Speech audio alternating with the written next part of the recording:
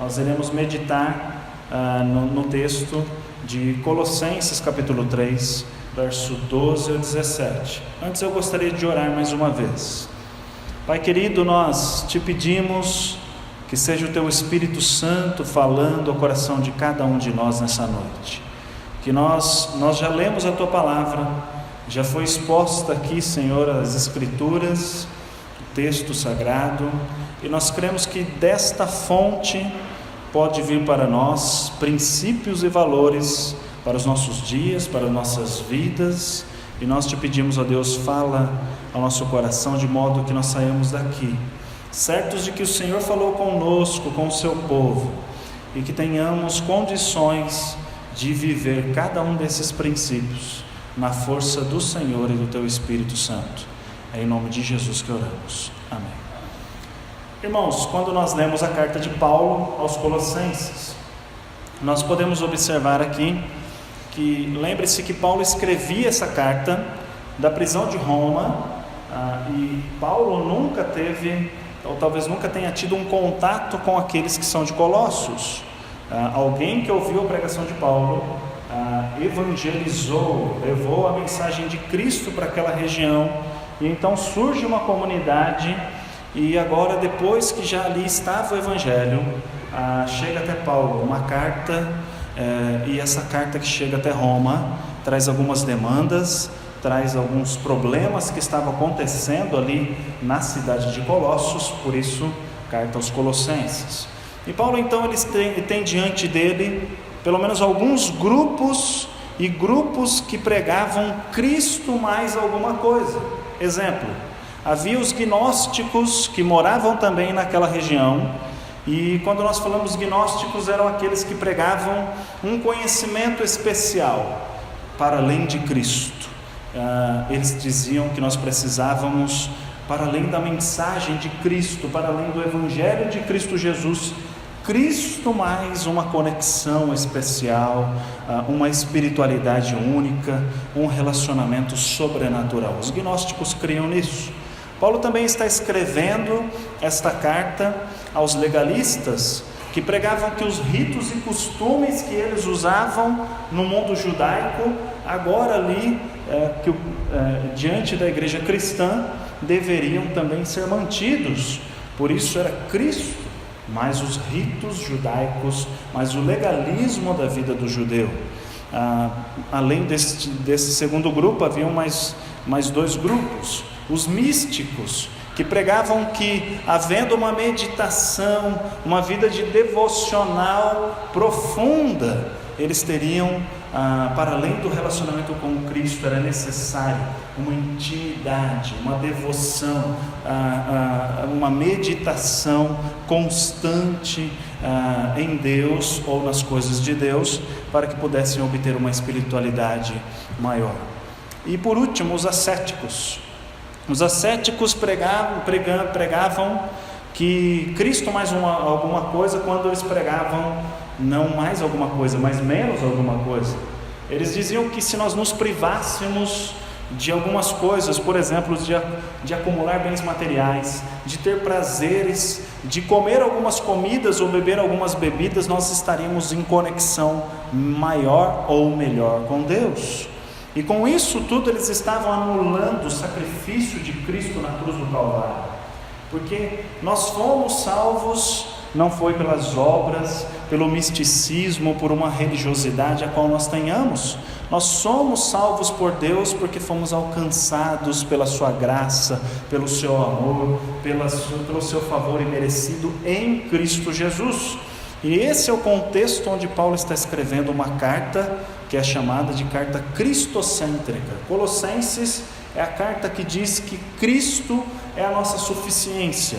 Por isso, no primeiro capítulo, quando nós pregamos, alguns dias atrás, nós falamos sobre Cristo sendo apresentado por Paulo acima de tudo e todos, porque Ele é o próprio Deus.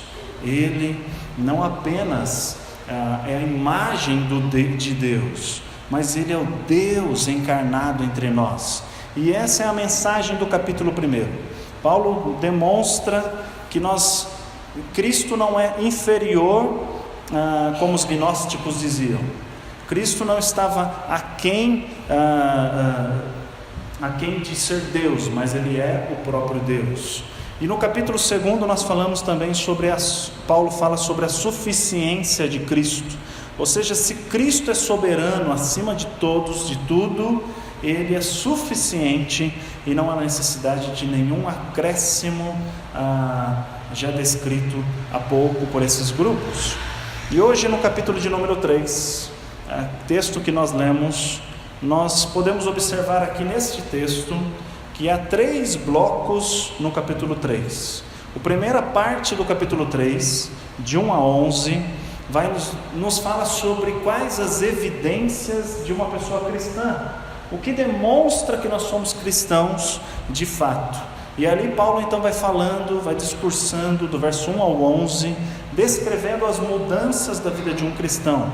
Por exemplo, Paulo usa os mesmos termos de Efésios, dizendo que nós estávamos mortos, dizendo que nós fomos ressuscitados juntamente. Se nós morremos em Cristo, nós fomos ressuscitados em Cristo. E ele está falando nada mais, nada menos, no início desse capítulo, sobre conversão. Na parte segunda desse capítulo, que é do verso 12 ao 17, Paulo vai falar sobre as evidências da vida de santificação, que é o que nós trataremos aqui nessa noite. As evidências de uma vida que tem Cristo e demonstra através dos atos de santificação Cristo Jesus na própria vida.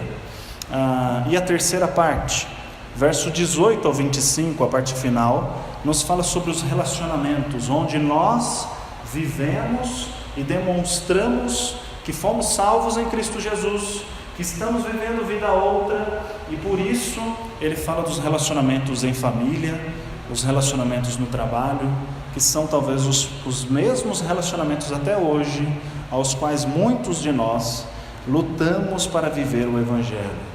Por isso, nessa noite eu gostaria de falar com você sobre o tema as virtudes da vida cristã, pensando dos versos 12 ao 17, que nós lemos aqui nessa noite. As virtudes da vida cristã, nós podemos ver que Paulo, no versículo de número 8, usa o termo despojai-vos, como se estivesse sugerindo que a pessoa deixasse uma roupagem antiga, se despojasse de uma roupa ou de uma vida, tal como roupa, que precisamos abandonar. Despojai-vos. Agora, pois, verso 8, despojai-vos igualmente de tudo isso: ira, indignação, maldade, maledicência, linguagem obscena do vosso falar. E Paulo continua, etc. Nós podemos ver que Paulo, se ele diz para nós despojarmos, tirarmos um tipo de roupagem da nossa vida, ele também fala para que coloquemos uma outra roupagem que é descrita no versículo de número 12. Revesti-vos, pois. Você se reveste de roupa, você põe sobre o seu corpo, mas Paulo está falando aqui de uma veste permanente, uma veste que nós deveríamos deixar permanentemente hábitos antigos, tal como deixamos roupas antigas, e colocar sobre nós uma roupagem nova, tal como nós usamos roupas novas, mas existem roupas que são, na perspectiva de Deus, que nós deveríamos usar daqui para sempre. Revesti-vos, pois, como eleitos de Deus, santos e amados, verso 12, de ternos afetos de misericórdia, de bondade, de humildade, de mansidão, de longanimidade. Paulo fala dessa troca de roupa e desse estilo de vida novo e definitivo para nossas vidas, que nós poderíamos chamar também de santificação, porque a vida do cristão, quando nós falamos de santificação, nós lembramos do termo santo, que significa separado para um propósito específico. E o nosso propósito, quando nós morremos para uma existência anterior em Cristo Jesus. Nascemos para uma nova existência, ressuscitados, pois na vida espiritual, na vida cristã, a Bíblia usa esse termo para designar uma nova vida em Cristo Jesus, a ressurreição de Cristo, e diz que nós fomos ressuscitados juntamente com Cristo, para que andemos em Cristo Jesus, para que vivamos tal como filhos que demonstram através das virtudes da vida cristã o Deus da nossa salvação. Por isso o tema dessa noite não é outro senão as virtudes da vida cristã. Ao contrário de vícios, de defeitos, virtudes são qualidades. E nós podemos ver aqui, quando nós vemos neste versículo que lemos, verso de número 12, ternos afetos de misericórdia, bondade, humildade, mansidão e longanimidade, como palavras que nos lembram virtudes. E a virtude da vida cristã, em primeiro lugar, tem origem no Deus da nossa salvação. A virtude não é algo que nós nascemos com ela. Há pessoas que pensam que já nasceram cheias de virtude. Há pessoas que acreditam que já vivem plenos tão somente sem ter conhecido a Deus, sem ter conhecido a Cristo Jesus. Mas o texto, quando ele nos diz assim, verso 12: revesti-vos, pois, como eleitos de Deus, ele está lembrando a origem destas vestes, a origem dessas virtudes. E quando nós pensamos nisso, nós podemos pensar que a escolha de viver uma vida plena de virtudes não se baseia tão somente, como muitos querem, nos méritos humanos, mas na graça divina. A Bíblia, a palavra de Deus, nos fala em 2 Timóteo, seu primeiro capítulo, verso 9, que nós não devemos andar não segundo as nossas obras foi que nós fomos salvos, mas conforme a sua própria determinação e graça nos foi dada em Cristo Jesus antes dos tempos eternos. Para Deus não há surpresa. Nós costumeiramente tentamos igualar Deus aos homens. E nós, homens, não temos ciência do futuro. Nós não sabemos que o passado já se foi. O futuro nós não sabemos ainda como será. Mas Deus é o Deus que escreveu a história, que determinou cada um dos nossos dias antes mesmo que eles existissem. Salmo 139 nos diz isso, que Ele determinou. Deus escreveu, Deus é o autor da história. Deus é o Deus que não perde o controle sobre nada, nem mesmo sobre o caos à nossa volta.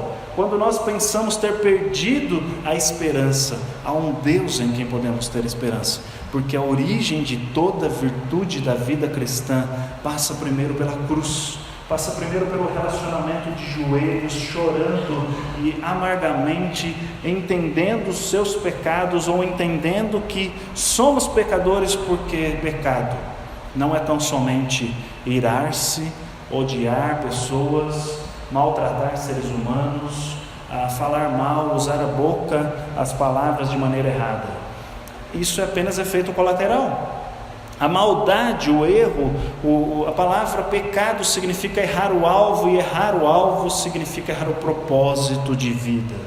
Enquanto nós não encontramos o propósito que é Cristo Jesus, enquanto nós não reencontramos aquele que é o nosso Salvador, aquele que nos reconecta a Deus, que nos liga de volta ao Deus Criador e ao ideal de ser novamente a imagem e a semelhança não de nós mesmos, mas a imagem e a semelhança de um Deus Criador. Esse Deus não nos deu nada, nenhuma virtude, não nos escolheu também baseado no que nós tínhamos de bom para oferecer ou barganhar com Deus. No mundo ao qual nós vivemos, as pessoas estão negociando com Deus dentro das igrejas ditas evangélicas.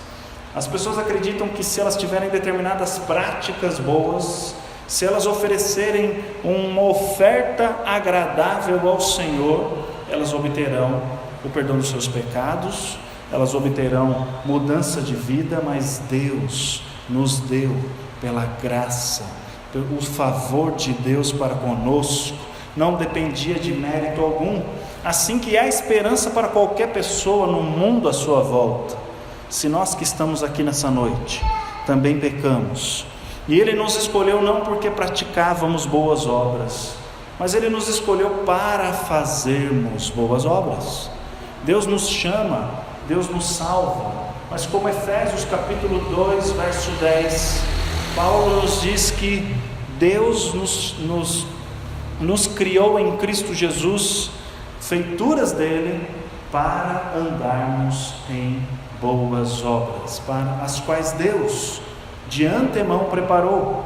Deus de antemão preparou obras para que nós vivêssemos. Essas não são outra senão as obras de santificação, senão as obras que fazem com que pessoas, olhando para a minha vida e a sua vida, lembrem de Cristo Jesus, o nosso Senhor.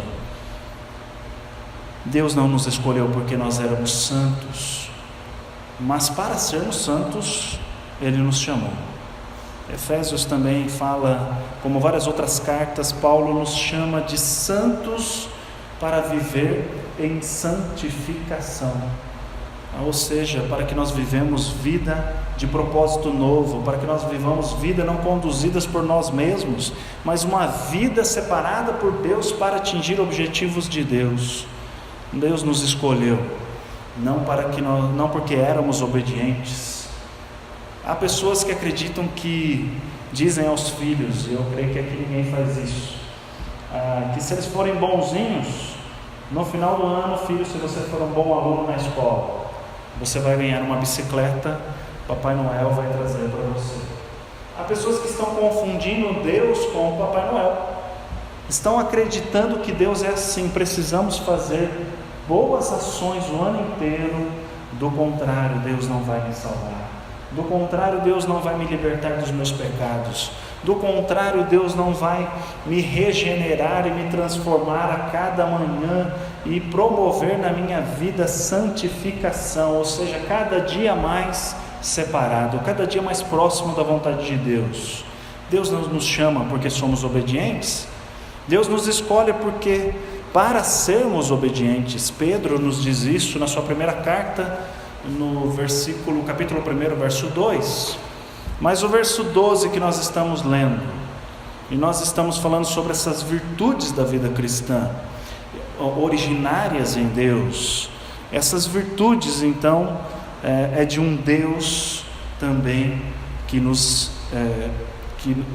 é um Deus que nos elegeu, que nos escolheu, com propósito, como eu já disse, de sermos santos. Santos em Deus, revesti-vos, pois, como eleitos de Deus, santos e amados. Santos de Deus também.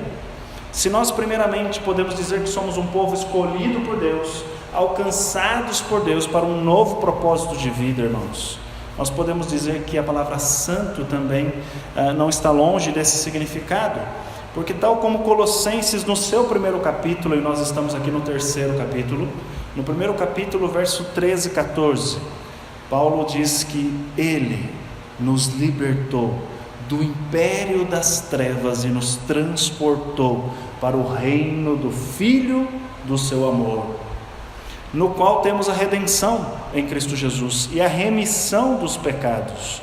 Ou seja, Paulo nos diz no seu primeiro capítulo e volta a nos dizer que fomos separados, fomos redimidos, comprados. A palavra redimido significa não outra coisa senão alguém que pagou o preço para que você saísse da escravidão. E comprava-se escravos naquela época por um preço. A vida de Cristo Jesus foi o preço da minha vida, da sua vida, para que nós andemos agora em novidade de vida, para que nós agora tenhamos relacionamento pleno com Deus, para que nós agora tenhamos o propósito e percebamos Deus na nossa vida e existência.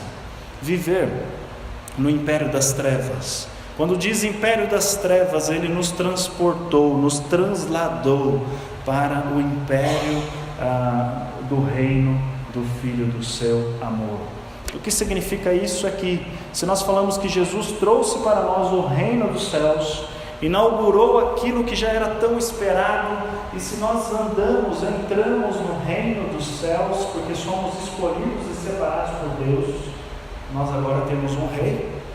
Não é mais o rei das trevas, agora é o rei do Filho de Deus, Filho do seu amor, o gerado de Deus, dado na cruz do Calvário, por amor de nós. Por isso esse amor de Deus também do verso 12, revesti-vos, pois, como eleitos de Deus, santos e amados, é um amor imensurável, porque Deus amou ao mundo de tal maneira, é uma maneira tal que nós não conseguimos medir, é uma maneira superior a todo o amor que você e eu possamos imaginar. Antes nós vivíamos, quando não tínhamos Cristo Jesus, sem esperança, nós vivíamos perdidos, nós estávamos mortos em nossos delitos e pecados, como Efésios capítulo 2 nos diz. Mas agora, somos não apenas uma propriedade de Deus, exclusiva de Deus, mas nós somos amados de Deus, somos como uma herança valiosa, tesouro particular de Deus, chamado também, a Bíblia nos diz que nós somos a menina dos olhos de Deus. Seu amor por nós não é um amor que a cada pecado, a cada deslize da nossa vida cristã, Deus venha desistir dos seus filhos, a quem Cristo Jesus pagou um alto preço. Mas o amor dele é um amor que não se acaba, é um amor eterno, é o amor do advogado Jesus. Lembre-se que 1 João nos diz assim, João, que se nós pecarmos e não há quem não tenha cometido pecado, se alguém diz que não cometeu pecado, ele já está pecando. Mas se nós pecarmos, nós temos um advogado, que é Cristo Jesus. Nós temos alguém que intercede por nós a cada manhã, o nosso Deus vivo e verdadeiro. Por isso é um amor onde as misericórdias de Deus não têm fim. Como já diz o salmista, suas misericórdias se renovam a cada manhã. As virtudes da vida cristã, elas têm como origem, como fonte o Deus da nossa salvação. Por isso, se você quer viver como homem ou como mulher virtuosa, como homem virtuoso, como pessoa cheia do caráter de um cristão e que vive vida de santificação, a cada manhã agradando a Deus e não tão somente os homens, nós precisamos pensar um segundo ponto desafiador desta mensagem, que é a virtude da vida cristã são percebidas nos relacionamentos com o próximo. As virtudes da vida cristã, elas se evidenciam nos relacionamentos com o próximo. É muito comum que pessoas tenham proferido a sua fé no tempo que nós chamamos hoje. Há muitas pessoas que falam de Jesus. Nós temos um país que tem 70% de católicos, nós já falamos isso, apostólicos romanos. Eles se dizem cristãos. Há outro grupo crescente de 25% a 30% de brasileiros que se autodenominam evangélicos e cristãos. Mas muito se fala de Deus, de Jesus, mas nunca houve uma época como a época de hoje, onde cristãos são analfabetos de Bíblia. Evangélicos não conhecem sua própria Bíblia, não leem a Bíblia, não sabem mais como talvez os nossos avós, os meus não, porque eles não eram cristãos, mas os seus avós cristãos, ou bisavós, pegaram uma boa época, talvez da vida cristã, do mundo evangélico, e por que não dizer da igreja presbiteriana do Brasil, onde pessoas sabiam textos de cor da Bíblia, onde pessoas sabiam muitos textos, onde pessoas recitavam salmos inteiros, onde você poderia chamar os jovens de uma igreja e fazer uma gincana bíblica, porque certamente eles tinham lido a Bíblia, e eles saberiam dar respostas. Nos dias de hoje, nós estamos tão cheios de informações e temos Bíblia talvez em várias partes da nossa casa. Talvez você tenha mais de uma Bíblia, e isso é muito comum, mas poucos são os que leem, que se debruçam sobre ela. Pensemos as evidências, o proclamar desta fé não pode ser apenas, irmão, tão somente por conhecimento da Bíblia. Não pode ser tão somente alguém que intelectual ou no nível teológico conhecedor de muitas doutrinas, mas é necessário que nós evidenciemos as virtudes da vida cristã através do relacionamento com o nosso próximo. Paulo deixa de falar aqui um pouco de Deus, do que Deus fez, para nos tratar daquilo que nós devemos fazer diante dos outros, diante do próximo. E o verso 12 ao 14 nos diz assim: revesti-vos, pois, como eleitos de Deus, santos e amados, de ternos afetos de misericórdia, de bondade, de humildade, de mansidão, de longanimidade. Suportai-vos uns aos outros, perdoai-vos mutuamente, caso alguém tenha motivo de queixa contra outrem. Assim como o Senhor vos perdoou, assim também perdoai vós. Acima de tudo isso, porém, esteja o amor. Acima de tudo isso que Paulo acabou de dizer, que é o vínculo, é o elo da perfeição. Paulo está falando aqui inicialmente sobre os ternos afetos de misericórdia. Revistam-se, coloquem sobre a vida de vocês misericórdia. E ser misericordioso é lançar o coração na miséria do outro. A palavra misericórdia é a junção de duas palavras, misericórdia. E quando nós pensamos em córdia, nós pensamos em coração. Miséria é o que a própria palavra diz. Por isso, colocar o coração na miséria do outro é o que a própria palavra quer dizer.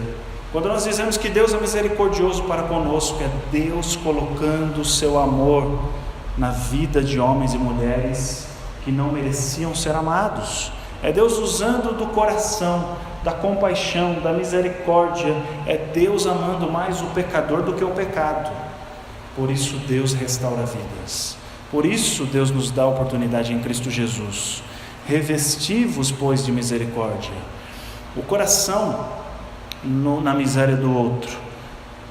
O termo ternos afetos de misericórdia. Esses ternos afetos de misericórdia, na sua palavra original, a Bíblia não foi escrita em português, ela foi escrita em grego. E quando Paulo escreveu essa palavra ternos afetos, ele está nos falando aquilo que vem do fundo das vísceras.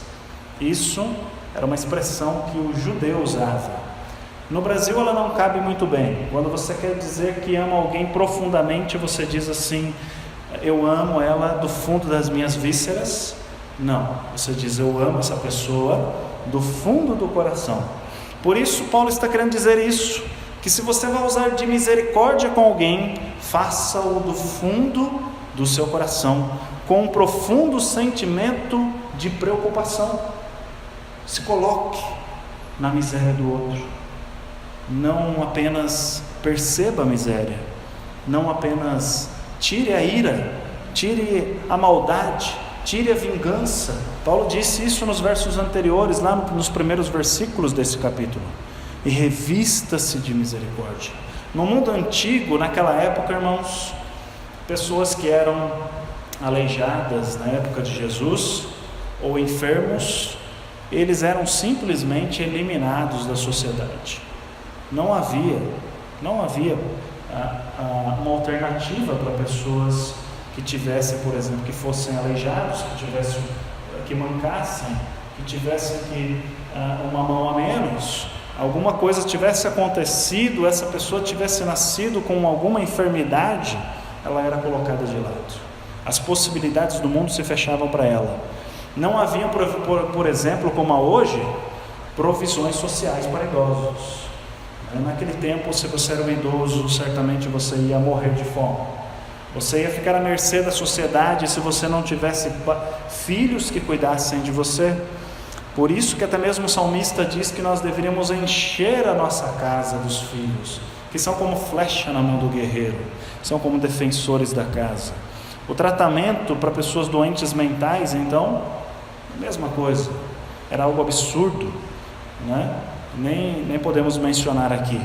Crianças não tinham nenhum direito, não eram nem contadas entre as pessoas, por isso Jesus chama as crianças e diz: do reino delas é o reino dos céus.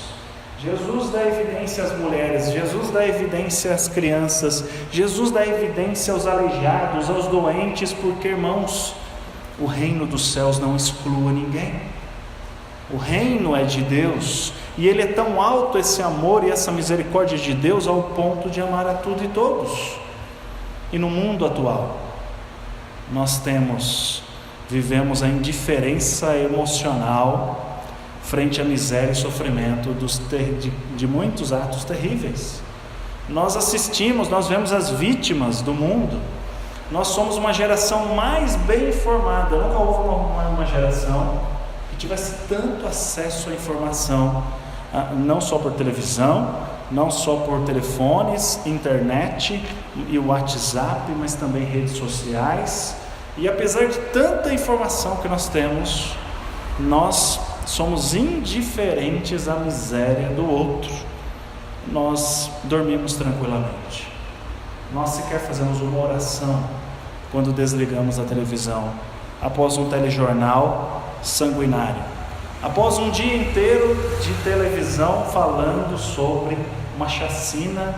Talvez você não tenha orado por nenhuma daquelas crianças, talvez nós não tenhamos usado de misericórdia, mas é tempo de nos revestirmos de misericórdia, revestir-vos de bondade. Continua o texto. As virtudes da vida cristã elas são percebidas no relacionamento com o próximo, e nós devemos usar de misericórdia com o próximo, nós devemos usar porque Deus usou para conosco, nós devemos usar de bondade aqui neste texto e na palavra de Deus como um todo, é o extremo oposto de malícia ou de maldade, mencionada no versículo de número 8 desse mesmo capítulo. Verso 8 nos diz: despojai-vos igualmente de tudo: ira, indignação, maldade, maledicência. Ou seja, a bondade é oposta a uma malícia. A bondade não tem malícia por detrás da própria bondade. Você já imaginou que tem pessoas boas com intenções maliciosas por trás da bondade? Você percebe isso no seu mundo? Você está se tornando como essas pessoas? Ou nós estamos nos revestindo de bondade e tirando da nossa vida, ou seja, despojando a malícia, a maledicência, a maldade? Ser bom é ser bom para os outros, como Deus tem sido para nós. Não é bondade para você mesmo, não é dizer para o mundo: eu sou tão bonzinho. Bondade é responder generosamente às necessidades dos outros. Quando nós queremos fechar os olhos para o mundo onde nós vivemos, quando nós nos enclausuramos, nos fechamos, nos revestimos de bolhas de proteção, como muitos aqui à nossa volta moram em prédios, e quem mora em prédios sabe do que eu estou falando, em algum condomínio. Quem mora em apartamento sabe que é muito comum que você não conheça ninguém do seu prédio. É muito comum porque as pessoas estão se defendendo dos próprios vizinhos, e eles acreditam que ser imparciais com o vizinho, não se importar com a vida das pessoas à sua volta, é mais seguro. E as pessoas estão se fechando, e nós estamos vivendo um tempo de pouca generosidade, de pouco auxílio ao próximo, de pouca preferência. No trânsito nós podemos observar isso, não? Quando todos querem a frente. Quando nós chegamos, por exemplo, num estacionamento de um shopping, um supermercado, todos querem os melhores lugares, os mais próximos. Enquanto que numa cultura, ouvi falar certa vez, europeia, pessoas estacionam seus veículos o mais longe possível quando eles chegam no trabalho. para que aquele que chegar atrasado coloque o carro mais perto e possa chegar também a tempo do horário de trabalho. Generosidade, deixar pessoas passar à sua frente, auxiliar, é dar a preferência, não procurar a sua própria preferência. Bondade, ela expressa nas atitudes e em atos que procuram suprir as necessidades dos outros mediante os nossos atos generosos. Por isso, continuando o texto que diz sobre as virtudes da vida cristã, que são percebidas no nosso relacionamento com o próximo, nós podemos dizer que não só misericórdia, não só bondade nós devemos nos revestir, mas também de humildade, que naqueles dias já era considerado a humildade como, não era considerada como virtude, e Paulo coloca aqui no grupo das virtudes. Humildade naquele tempo ela era classificada entre a fraqueza, porque até nos dias de hoje nós dizemos que alguém é humilde quando ele não tem iniciativa, quando ele não sabe se defender. Olha como ele é humilde, aquela pessoa é muito humilde. É quando uma pessoa é iletrada, quando uma pessoa ela é desfavorecida e carece do apoio das pessoas. Mas não é disso que a palavra de Deus nos ensina. Ela nos ensina que a humildade, humildade de fato, na perspectiva de Deus, era não se considerar, não ter sobre si uma impressão superior do que de fato você é. Ou seja, é ter a correta impressão de si mesmo e do próximo, das pessoas diante de Deus. É não exaltar a si mesmo nem as pessoas demais à sua volta. Paulo também falou na carta aos Romanos, capítulo 12, verso 3: digo a cada um dentre vós que não pense de si mesmo além do que convém, antes pense com moderação. Paulo diz que lá na carta aos Romanos, e agora aqui também falando sobre humildade, e a humildade ela tem essa característica, não pensar além de si mesmo, além do que convém, não se achar a última bolacha do pacote, independente do quanto nós tenhamos de relacionamento ou de conhecimento bíblico ou de tradição religiosa. O próprio Jesus, falando sobre humildade, uma vez contou uma parábola em Lucas capítulo 18, verso 10 em diante, dizendo que 2 homens subiram ao templo com o mesmo propósito, o propósito de orar, um fariseu e o outro publicano. E diz o texto bíblico no verso 11: o fariseu, posto em pé, orava de si para si desta forma: ó Deus, graças te dou, porque eu não sou como os demais homens, roubadores, injustos, adúlteros, nem ainda como este publicano. Jejuo 2 vezes por semana e dou o dízimo de tudo que eu ganho.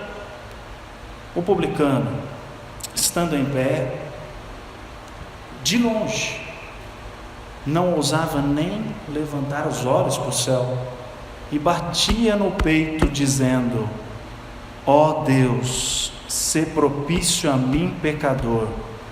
Digo-vos que esse, Jesus dizendo, não eu, digo-vos que este desceu justificado para casa, e não aquele, o primeiro. Porque todo aquele que se exalta, disse Jesus, será humilhado, mas o que se humilha será exaltado.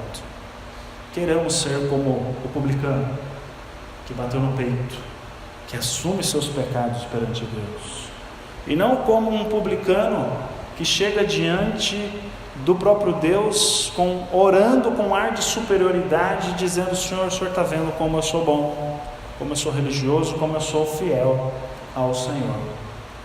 Deixe Deus perceber a sua fidelidade, não apresente ela a Deus.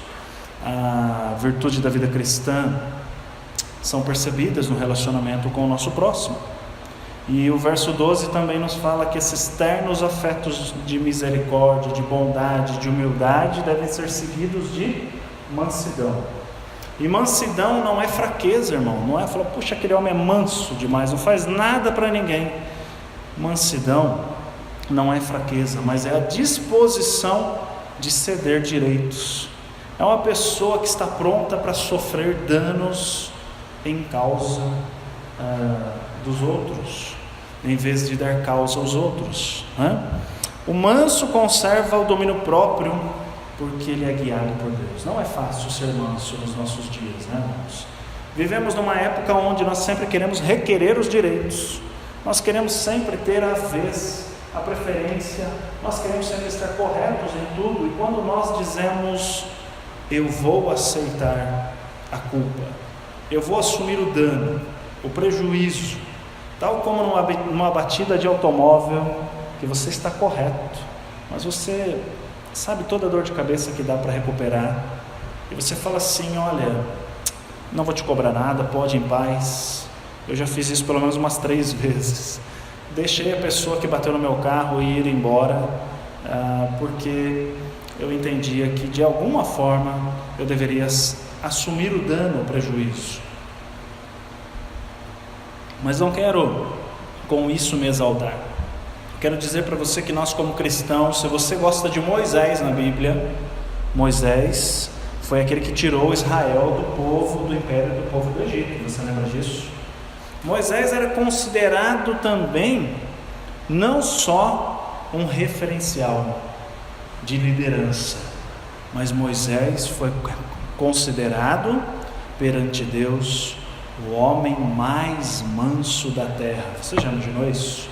No livro de Números, capítulo 12, verso 3, você pode verificar isso que eu disse. Moisés, o homem mais manso, sendo ele alguém que tinha tudo para ser um homem de pulso muito firme, né? Imagina você comparecer por várias vezes diante do império egípcio, advogando a causa de um povo. Você tinha que ser alguém de certa presença, né? Mas Moisés foi alguém que conteve, que soube ter o domínio próprio.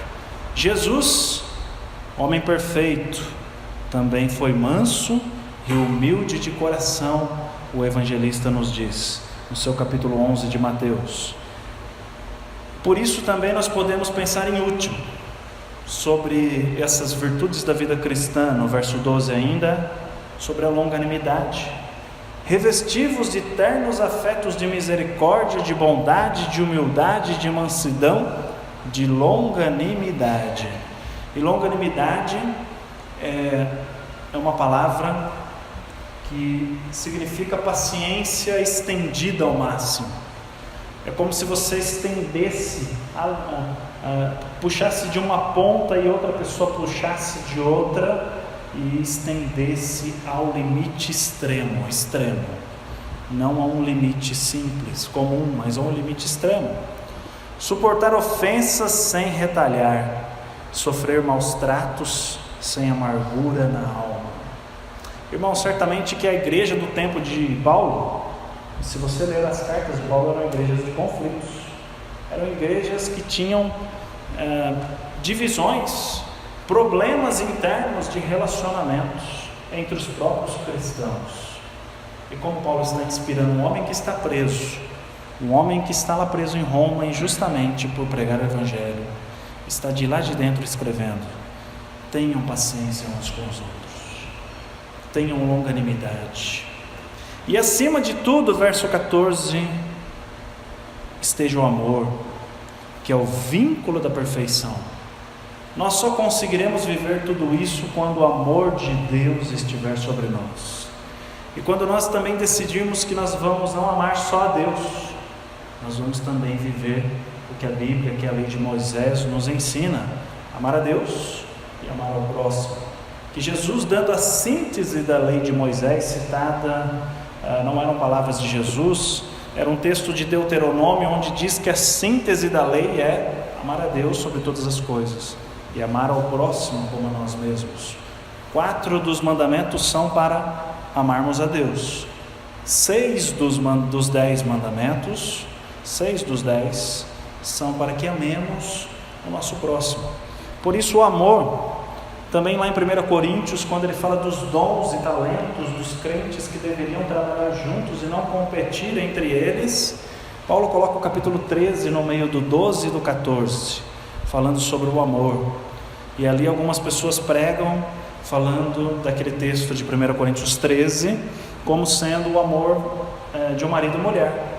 Mas de fato aquele texto não está falando sobre amor conjugal, está falando do amor fraternal, do amor que tudo sofre, tudo crê, tudo espera, tudo suporta. O amor é a base para que nós possamos permanecer firmes na fé em Cristo Jesus, nas virtudes da vida cristã, perseverarmos na vida de comunhão com Deus e de santificação. Verso de número seguinte diz assim, 15: seja a paz, no verso 15, a paz de Cristo, o árbitro em vosso coração. Não é a paz de cemitério, é a paz do Espírito Santo de Deus, é a paz de Cristo Jesus, que quando está no nosso coração é paz de circunstâncias que nos faz viver em paz, em harmonia com as pessoas, mesmo que as circunstâncias sejam opostas à nossa vida. Habite ricamente, verso 16, em vós a palavra de Cristo, instruí-vos mutuamente com toda a sabedoria, louvando a Deus com salmos e hinos, cânticos espirituais, com gratidão no coração. Se tem algo que nós não podemos deixar fora do coração, é a palavra de Cristo. Paulo está dizendo que os melhores conselhos vêm do próprio Cristo. O próprio Jesus disse lá em João capítulo 14 que ele iria pedir a Deus um consolador. Nos versos 25 em diante ele diz que ele mesmo nos faria esse consolador, o Espírito da verdade, vos fará lembrar todas as coisas, vos ensinará todas as coisas. Que coisas estas? As coisas que Jesus já tinha ensinado. O Espírito Santo não vai na contramão de Jesus, Deus não vai contra Ele mesmo. Por isso os ensinos de Jesus devem estar sempre no nosso coração. Os ensinos da palavra de Deus, que ainda é viva e eficaz e mais afiada do que uma espada de 2 gumes, para discernir alma e espírito. Essa palavra deve estar nos nossos corações. Nós devemos aconselhar uns aos outros na palavra de Cristo e dizer o que a palavra de Deus pensa sobre os assuntos e não o que nós pensamos. E isso fará com que nós vivamos gratos, cheios de gratidão no coração, louvando a Deus com salmos, hinos e cânticos espirituais, e não murmurando e não reclamando. Mas acima de tudo, irmãos, o verso 17 nos diz que tudo quanto fizerdes, seja em palavra, seja em ação, fazei-o em nome do Senhor Jesus, dando por Ele graças a Deus Pai. Se tem alguma coisa que você precisa fazer na sua vida e você não pode fazer em nome de Jesus, não faça. Se você não pode dar graças a Deus por aquilo que você está fazendo, não faça. Rompa com esse ciclo de uma roupa velha, onde a ira prevalece, onde a vingança prevalece, onde a inimizade prevalece, e revista a sua vida da presença de Cristo Jesus. Amém? Vamos nos colocar em pé nesse momento.